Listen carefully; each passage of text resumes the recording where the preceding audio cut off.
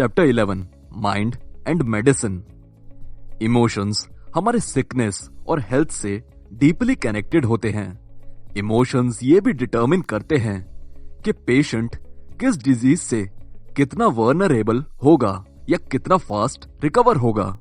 लेकिन मेडिसिन और medical care में इमोशनल इंटेलिजेंस का कोई इंपॉर्टेंट ट्रेल ही नहीं है। अब इसका पार्टली रीजन है बिकॉज फैसिलिटीज या प्रैक्टिशनर कई सारे पेशेंट्स का चेकअप करते हैं। केयर गिवर अक्सर ही पेशेंट से ओवरलोडेड होते हैं और उन्हें जल्दी काम करना होता है ताकि वो हर पेशेंट्स को देख सकें, विजिट कर सकें। वो हर पेशेंट को इन जनरल देखते हैं बिकॉज वो एक दिन में काफी सारे पेशेंट्स को देख रहे होते हैं। इंस्टीट्यूशनल इंपेरेटिव्स होते हैं, यानी इंस्टीट्यूशन की तरफ से कुछ चीजें करना मैंडेटरी होता है।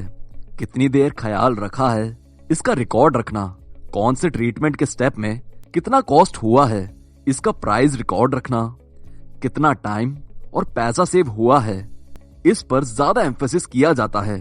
उसके बाद इमोशनल केयर दी जाती है। मेडिकल केयर में इमोशनल इंटरवेंशन, मेडिकेशन का रूटीन प्रैक्टिस होना चाहिए। डिसीज और इलनेस के बीच में सटल डिफरेंस होता है। डिजीज एक ऐसी चीज होती है जिसको डॉक्टर क्योर कर सकता है। इलनेस एक ऐसी चीज होती है जिसमें पेशेंट सफर करता है। अब कितने अच्छे से डिजीज क्योर हो सकती है इस पर शायद इमोशनल वेलनेस का कोरिलेशन नहीं होगा, बट इलनेस में पेशेंट कितना कम, कितना ज्यादा या कितना और कैसे पेशेंट सफर कर रहा है इस बात पर इंपैक्ट होता है। ऐसा नहीं कहा जा रहा कि इमोशनल वेलबीइंग अपने आप और अकेले ही डिजीज क्योर कर सकता है। काफी करंट ट्रेंड्स चालू हैं जो सजेस्ट करते हैं कि इंसान बस पॉजिटिवली सोचकर खुद क्योर कर सकता है अपने आप को। ये बात डेंजरस है, ना सिर्फ इसीलिए क्योंकि ये चीज मेडिसिन की जरूरत को डिसरिगार्ड करती है जो इलनेस को क्योर करने के लिए बहुत ज्यादा जरूरी है, बट इसीलिए भी क्योंकि इससे इंसान ये सोचने लगता है कि अगर वो बीमार पड़ता है तो उसे खुद को ब्लेम करना होगा। उन्हें ऐसा लगता है कि इलनेस उनके दिमाग में ऐसा सोचने की वजह से आई है और फिर इंसान ये बिलीव करने लगता है कि वो इतना स्ट्रांग नहीं है और उसके अंदर वो विल नहीं है जिससे वो खुद को सही कर सके। The brain of our body, हमारा इम्यून सिस्टम हमारी बॉडी का ब्रेन होता है जो डिसाइड करता है कि क्या चीज हमारी बॉडी में बिलोंग करती है और क्या चीज नहीं करती। जो चीजें बिलोंग नहीं करती वो उनको रिजेक्ट कर देता है।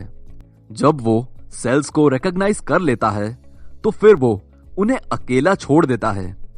जब वो उन्हें रिकॉग्नाइज नहीं कर पाता तो वो उन पर अटैक करता है।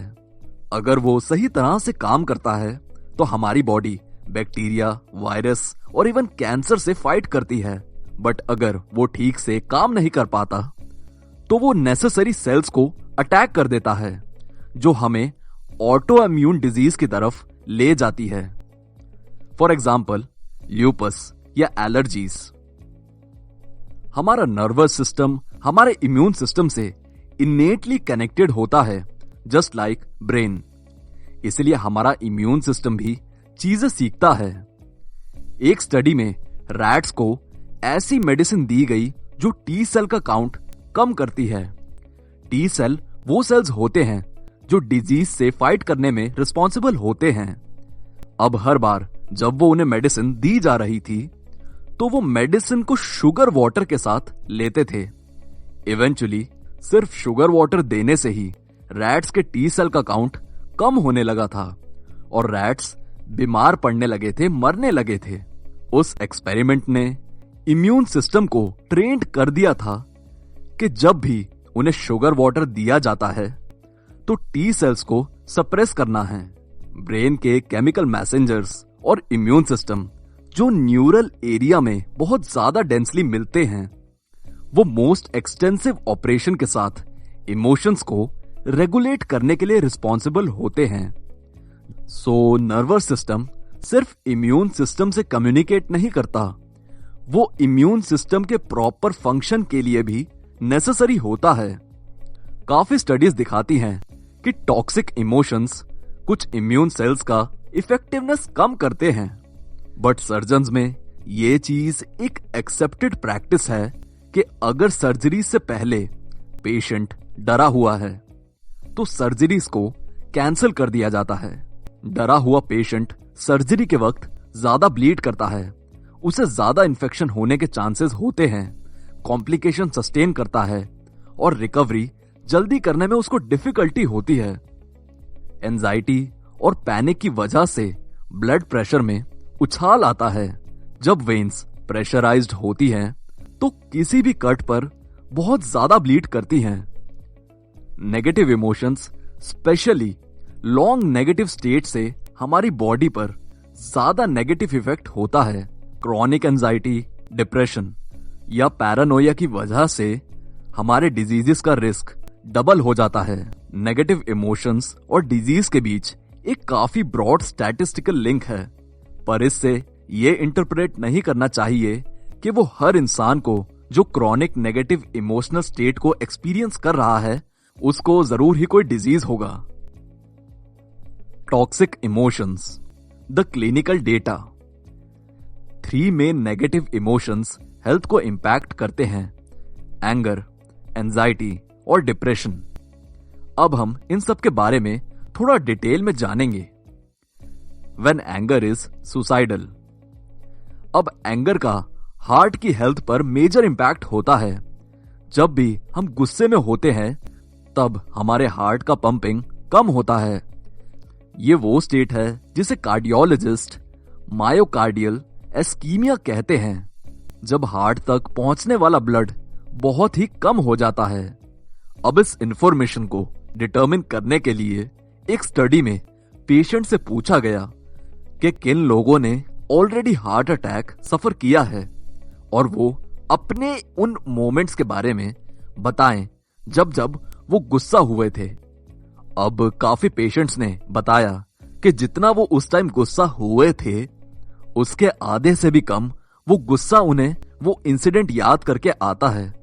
मतलब अगर उस इंसिडेंट को रिकाउंट करते वक्त पंपिंग एफिशिएंसी 7% से कम होती है तो जिस वक्त वो इंसिडेंट हुआ होगा तब उनके पंपिंग ड्रॉप का परसेंटेज काफी ज्यादा हुआ होगा।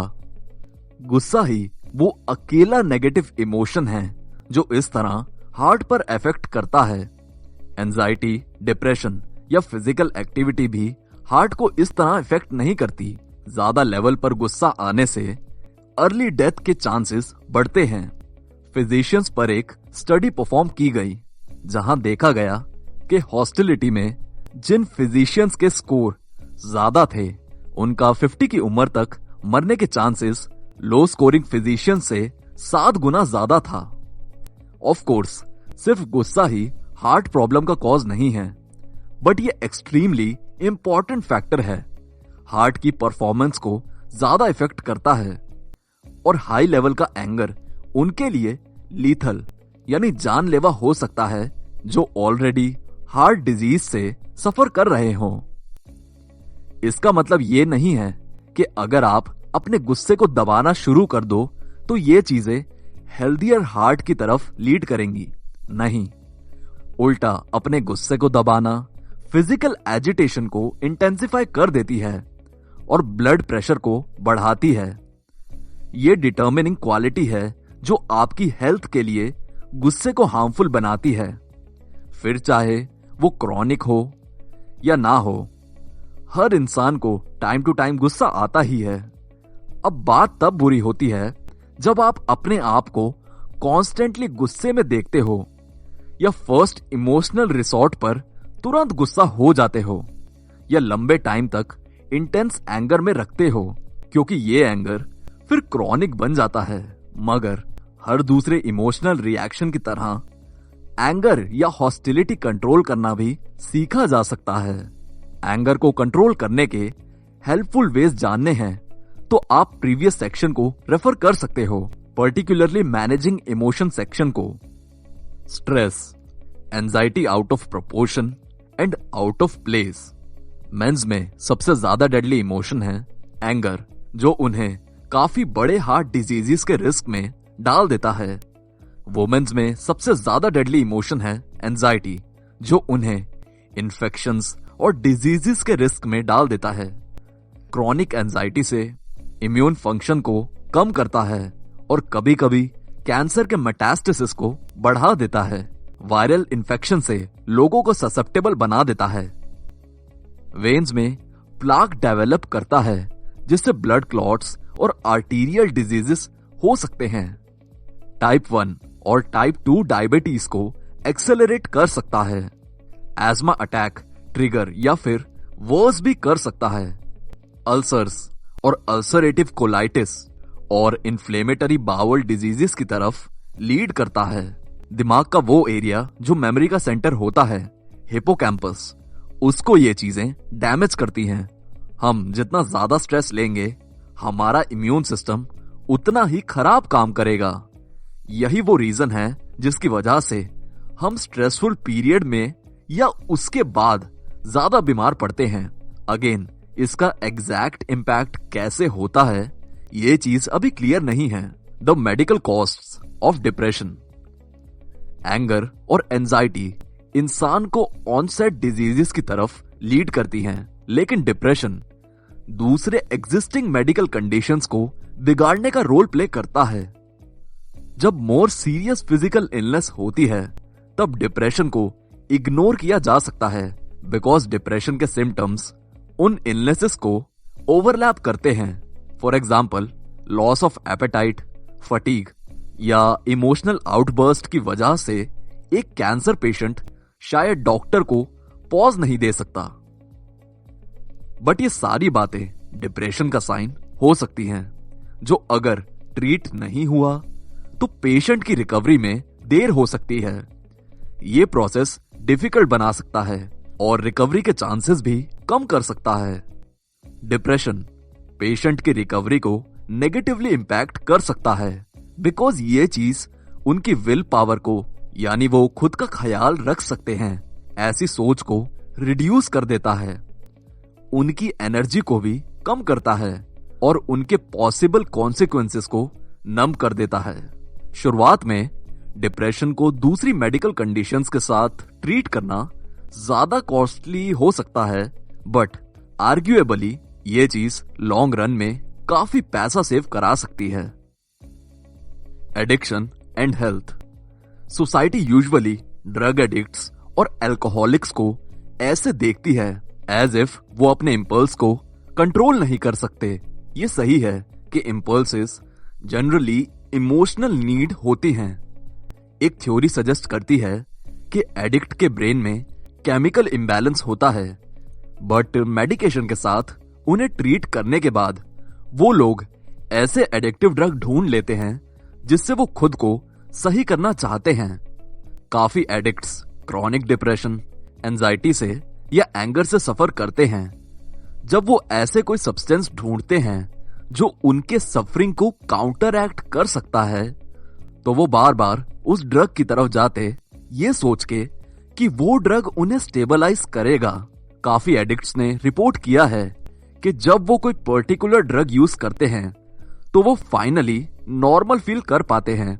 कौन से ड्रग्स हैं, इस पर डिपेंड करता है कि ये ड्रग्स रेगुलरली लेने हैं या नहीं, यानी एक लॉन्ग टर्म हैबिट में इंक्लूड करने हैं या नहीं। अब अल्कोहलिक्स में यूजुअली 2 तरीके के लोग होते हैं। जो लोग बच्चों के जैसे काफी नर्वस और एंग्शियस होते हैं, जो ये डिस्कवर करते हैं दैट अल्कोहल उन्हें काम डाउन करेगा, वो काफी हद तक बचे हैं अल्कोहल को लेकर। ये अगेन प्रूफ इस बात का है कि हैबिट सीखने के पीछे पेरेंट्स के एक्शन कितने मैटर करते हैं और उनके जेनेटिक्स कितने इंपैक्ट करते हैं। जो बच्चे इंपल्सिव, एनर्जेटिक और बोर्ड हैं, वो रिस्क और एक्साइटमेंट के लिए अल्कोहल यूज करते हैं और ये सोचते हैं दैट ये चीज उन्हें रेस्टलेसनेस से बाहर निकालेगी। डिप्रेस्ड लोग यूजुअली कोकेन की तरफ जाते हैं। वो सोचते हैं दैट ये चीज उन्हें पॉजिटिव और प्रोडक्टिव फील कराएगी। Opioid dependency generally chronically angry लोगों को अफेक्ट करता है। जो लोग अपना गुस्सा मैनेज करने में डिफिकल्टी महसूस करते हैं वो हेरोइन या और दूसरे ओपियोइड्स के सहारे लेते हैं ताकि वो रिलैक्स फील कर सकें। अब इमोशनल इंटेलिजेंस एजुकेशन काफी हद तक एडिक्ट्स को रिकवर करने में हेल्प कर सकती है, जबकि कुछ रिहैबिलिटेशन सेंटर और सपोर्ट ग्रुप्स जैसे AA अल्कोहलिक एनोनिमस ये अटेम्प्ट करते हैं कि वो इमोशनल इंटेलिजेंस को एडिक्ट के मेडिकल केयर का हिस्सा बना सकें, एक रूटीन के पार्ट में कन्वर्ट करें, जो मोस्ट लाइकली पॉजिटिव रिजल्ट बढ़ाता है। The medical benefits of positive feelings, advantages of optimism. अब होप काफी बेनिफिशियल होता है, बट वो इलनेस या डिजीज को पूरी तरह से क्योर नहीं कर सकता। जिन पेशेंट्स के अंदर ग्रेटर होप था वो जनरली ज्यादा पॉजिटिव थे, जल्दी रिकवर करने में ज्यादा विलिंग थे और जनरली खुद की ज्यादा केयर करते थे। स्ट्रॉन्ग रिलेशनशिप एक और बेनिफिट है इमोशनल इंटेलिजेंस का, जिसके पॉजिटिव मेडिकल बेनिफिट्स हैं। देखो, अगर आपका क्लोज कांटेक्ट नहीं है किसी के साथ और आपके पास फीलिंग्स शेयर करने के लिए कोई नहीं है तो आप सोशली आइसोलेटेड फील करते हो। अब अलग तरीके से बोलूं तो ये चीज आपके बीमार पड़ने के और मौत के चांसेस को डबल कर देती है। अब सोशल आइसोलेशन मेंस में ज्यादा ग्रेटर टोल लेता है compare to women. Isolated women के मरने के चांसेस सोशल वुमेन के मुकाबले 1.5 टाइम्स ज्यादा होते हैं और आदमियों में ये रिस्क 2 to 3 टाइम्स हो जाता है। वुमेन के टिपिकली ज्यादा क्लोजर रिलेशनशिप होते हैं, जैसे पहले हमने बात की थी कि बॉयज और गर्ल्स इमोशन के मामले में डिफरेंटली ट्रेंड होते हैं, इसलिए उनके लिए फ्यूअर रिलेशनशिप को मेंटेन करना इजियर होता है। स्टिल वो लोग डीपर इमोशनल कनेक्शन को कैरी कर सकते हैं। मेंस जनरली अपने फ्रेंड से ज्यादा इमोशनली क्लोज नहीं होते, इसलिए वही स्मॉल नंबर ऑफ रिलेशनशिप उन्हें सेम बेनिफिट नहीं देता। आइसोलेशन सॉलिट्यूड से सेम नहीं होता। यह मैटर नहीं करता कि आपके पास कितने कम फ्रेंड है या कितने इनफ्रीक्वेंटली आप उन्हें देख रहे हो या मिल रहे हो। आइसोलेशन ये फीलिंग इंप्लाई करता है कि आप बिना अपनी मर्जी के दूसरे लोगों से कट ऑफ हुए हो। एक स्टडी में यह देखा गया 20% ट्रांसप्लांट पेशेंट जिनके पास थोड़ा इमोशनल सपोर्ट था, वो लोग ट्रांसप्लांट के 2 साल बाद भी सरवाइव कर पाए, बट 54% पेशेंट्स जिनके पास स्ट्रॉन्ग इमोशनल सपोर्ट था, वो लोग 2 साल से भी ज्यादा सरवाइव कर पाए। Medical values of relationship. Goldman says medicine must take to heart to finding from this research. Number 1, ये जो लोग प्रिवेंशन का नेगेटिव इमोशंस को मैनेज करने में बेटर तरीके से हेल्प करता है। नंबर 2, जब मेडिकल नीड्स की तरह ही पेशेंट्स के साइकोलॉजिकल नीड्स को भी एक्नॉलेज और अटेंड किया जाता है, तब उनमें से बहुत से लोगों में मेजरेबल बेनिफिट दिखाई देते हैं। पेशेंट्स और डॉक्टर्स में इमोशनल इंटेलिजेंस को इंप्रूव करने के लिए पेशेंट के डिजीज के बारे में ज्यादा इंफॉर्मेशन ऑफर करो, सो दैट वो अपने डॉक्टर के साथ ज्यादा इक्वल फुटिंग में हो सकेगा और ज्यादा बेटर इन्फॉर्म्ड डिसीजन ले पाएगा। पेशेंट्स को शॉर्ट टर्म प्रोग्राम्स ऑफर करो जो उन्हें सिखा सके कि अपने डिजीज के बारे में इफेक्टिव क्वेश्चंस कैसे पूछने चाहिए, जिससे वो लोग डॉक्टर्स को विजिट करने के बाद रीअश्योर्ड फील कर सकें। प्री सर्जरी पेशेंट्स के एंजाइटी को एड्रेस करो, उन्हें रिलेशन टेक्निक्स सिखाओ, एश्योरेंस दो कि उनके हर क्वेश्चन का आंसर मिलेगा और सर्जरी से पहले क्या एक्सपेक्ट करना चाहिए इसके बारे में भी उन्हें डिटेल में इंफॉर्मेशन दो। जिन हॉस्पिटल्स ने ऐसे प्रोग्राम्स इंप्लीमेंट किए हैं उन्होंने काफी इंप्रूवमेंट देखे रिकवरी टाइम पर। पेशेंट्स ऑन एवरेज 2-3 दिन पहले ही सही हो गए। रिकवरी रूम्स को स्पेस और फैसिलिटीज के साथ डिजाइन करो जो फैमिली मेंबर्स को अलाउ करे कि वो रिकवरिंग पेशेंट के लिए केयर कर सकें और फूड कुक करें ऐसे जैसे वो घर में कर रहे हों। प्रोग्रामिंग को इन प्लेस करो so that nurses, doctors, medical staff में इमोशनल इंटेलिजेंस बढ़ सके। 3 टारगेट ग्रुप्स होते हैं। अगर वो इमोशनल इंटेलिजेंस में इंस्ट्रक्शन रिसीव करते हैं देन उससे पब्लिक हेल्थ बेनिफिट्स काफी बढ़ सकते हैं। Number 1, children. बच्चों को बेसिक इमोशनल इंटेलिजेंस के स्किल्स सिखाना होपफुली लॉन्ग टर्म के लिए लॉन्ग टर्म हैबिट क्रिएट कर सकता है जो उन्हें मेडिकली बेनिफिट दे सकते हैं। Number 2, retirement aged adults. Emotional health बहुत इंपॉर्टेंट फैक्टर है। Number 3, at risk population. ये पॉपुलेशन एग्जिस्ट करती है highly pressurised day to day environment में जो अनडाउटली और ज्यादा मेडिकल कॉम्प्लिकेशन लीड करती है। इसलिए इमोशनल इंटेलिजेंस उनकी हेल्थ को बेनिफिट कर सकता है। आप जानते ही हैं कि मेडिसिन एक पब्लिक हेल्थ सर्विस से ज्यादा एक बिजनेस हो गया है। बट अगेन स्टार्ट में ये ज्यादा कॉस्टली हो सकता है। फिजिकल वेलनेस पर इमोशन का जो इम्पैक्ट होता है उसको अगर एड्रेस किया जाए तो अल्टीमेटली मेडिकल इंडस्ट्री के लिए ज्यादा पैसा सेव करेगा। आगे चल के ये चीज डिजीजेस को और इलनेसेस को प्रिवेंट करेगी बिफोर दे अकर, या कुछ एडिशनल डैमेजेस ऑफसेट करेगी जो टॉक्सिक इमोशंस की वजह से होते हैं।